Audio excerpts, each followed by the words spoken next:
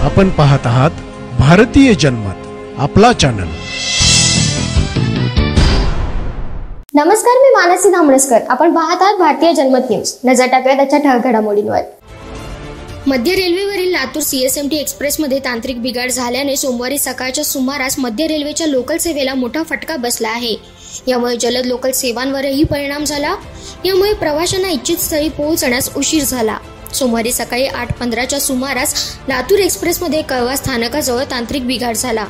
ठाणे स्थानकाकडे जाण्यापूर्वी एक्सप्रेस सुमारे 20 मिनिटं थांबवण्यात आली होती, त्यामुळे रेल्वे सेवा कोलमडली। तांत्रिक बिघाडामुळे नागपूर CSMT दुरांतो एक्सप्रेससह इतर गाड्यांच्या वेळापत्रकावरही परिणाम झाला। लातूर एक्सप्रेस सकाळी 8:51 वाजता मार्गस्थ झाली, असे मध्य रेल्वेच्या एका वरिष्ठ अधिकाऱ्याने सांगितले आहे।